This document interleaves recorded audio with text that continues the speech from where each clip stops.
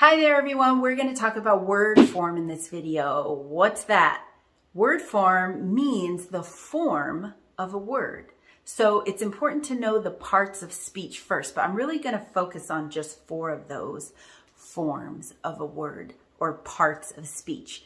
Nouns, verbs, adjectives, and adverbs. So to show you what I mean, let's talk about the word consider. Consider means to think about something. Consider is a verb. It's an action. You consider something that somebody tells you and you think about it and you consider it. That's a verb. It's an action. But we can turn that verb into a noun. There is a form of that word that's a noun as well. And that word is consideration. Consideration. Consideration has the same root or beginning just like consider.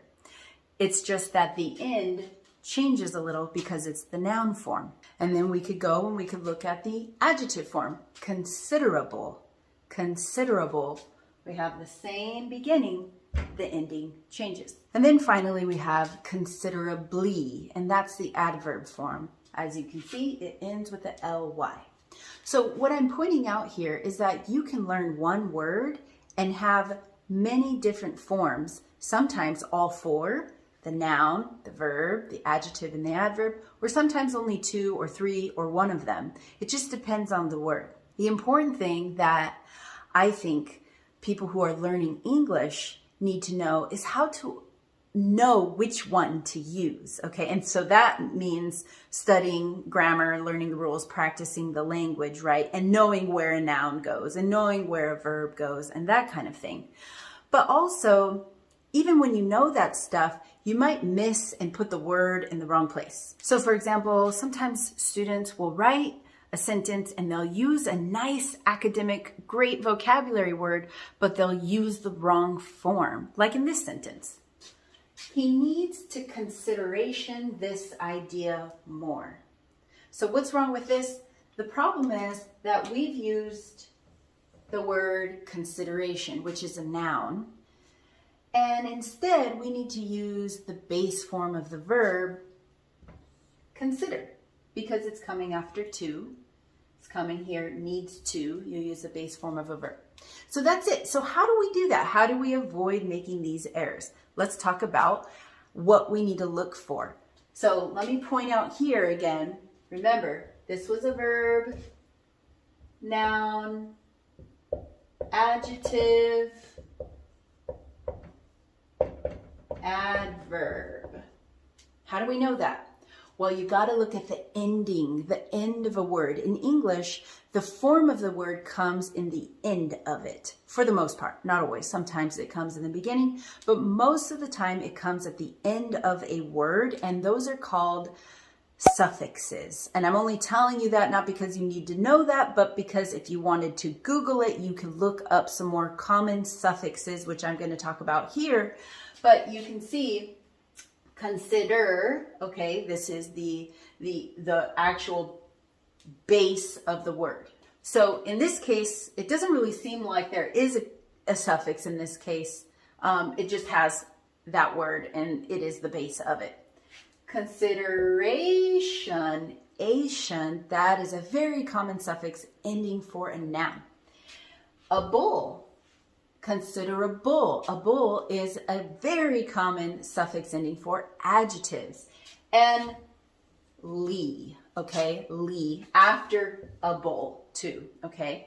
Ly, you add the ly to the end and it becomes an adverb. Not always, but a lot of the time ly is for adverbs. So let's look at some of those other suffixes. So here's the list of some of the common word endings or suffixes for nouns. There's a lot more, but these are pretty common.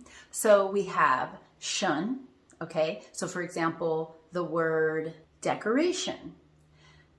Itty is a common ending. Complexity, meant, measurement, ness, sadness, or teacher, ants or ants, difference, importance.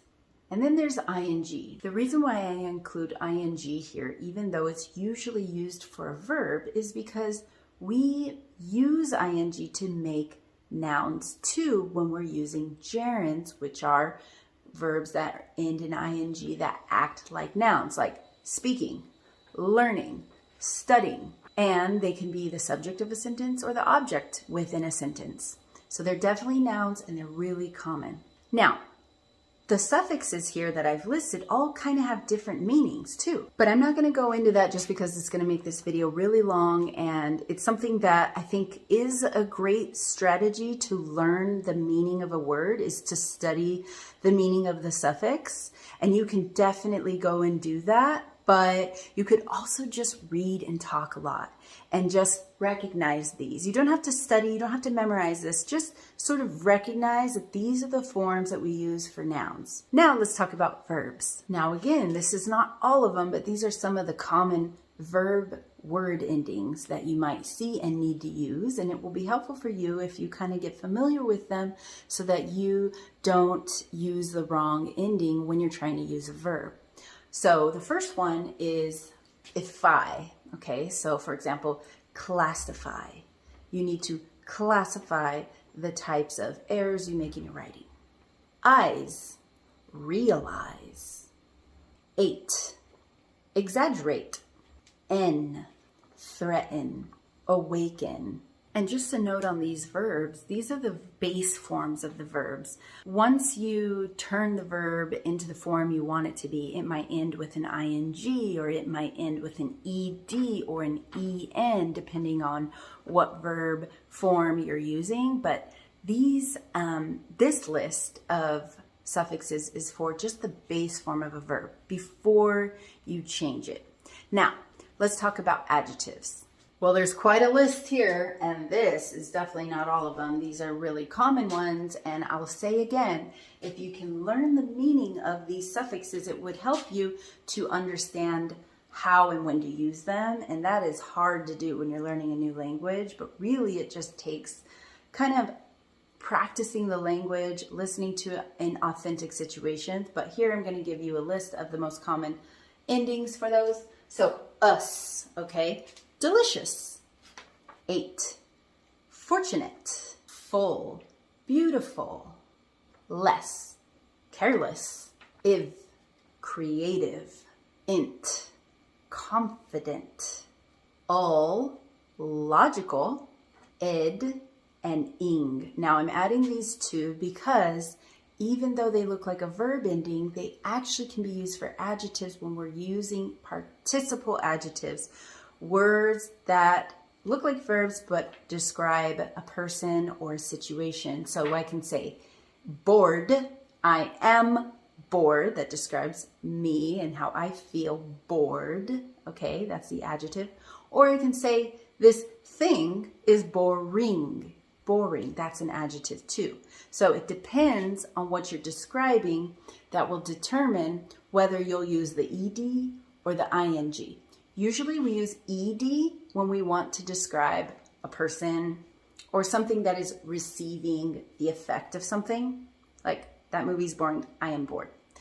But we use ing when we want to describe something that is causing that feeling. The movie, the lecture, the video. Boring. It is boring and I am bored. I feel bored as a result because it is boring. It is causing something to be boring. All right. The last list is adverbs. It's a long one. Just one. ly. Like I said earlier, considerably, beautifully, confidently, lovely. Nope, lovely is not an adverb. It ends with ly, but it's actually an adjective. It depends on what it's describing. And here you have it. I've circled the most common suffixes, shun for nouns and ing for nouns when we're using them as gerunds. Ify, eyes, ate, and these are all common suffixes for verbs. Us, I've, int, and all for adjectives, really common. And of course, ly for adverbs. If I were you, I would work on writing sentences with these suffixes. So let's test it out. Where does this one go? Prediction, prediction. What is that? A noun, verb, adjective, or adverb? It has a shun at the end, so it's a noun. Now, does that noun form have an adjective, adverb, or verb form? Predict. Predict. It does have a verb. How about an adjective form? Well, let's think about all the different adjective word endings. Predictless, predictious, predictable, predictable. Able to be predicted. And what about an adverb? Well, all we have to do to make an adverb is add an ly to the adjective form usually. So, predictably. So a tip on how to increase your vocabulary and get better at writing sentences and speaking sentences that use the correct word form is just practice on your own. Pick one of these words and make a sentence with it in the noun form. So prediction. Okay, I'm going to make a prediction about tomorrow. So here it goes. I wrote a sentence with a noun. I will make a prediction about tomorrow. Now I'm going to use that same idea. I'll make a prediction about tomorrow. Same idea, but I'm going to use the verb instead of the noun. In order to do this, sometimes you have to change the words in the sentence and reorganize things and add things, take things away. But the important thing is you want to keep the meaning of the original sentence so you can practice. I will predict something for tomorrow. Now I've used it as a verb, but it's the same idea.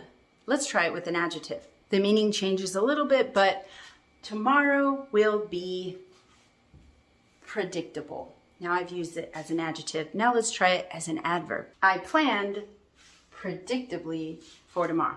Now I've used it as an adverb. Now warning, if you aren't sure how to use nouns, verbs, adjectives, adverbs inside of sentences, that's okay. You can just review that. It takes learning some grammar to do that, which is why all these books and videos exist. But you could also just learn a little bit more about parts of speech and learn about where those go. That's that for this video. I hope it was helpful and good luck with avoiding those word form errors. Even if you make them, people will most likely still understand you. But to be honest, out of all of the types of errors that students make, some make it much harder than others to understand and comprehend what is being said. And this one's a little high, so I do think that it is a priority for students who are looking to write in academic settings.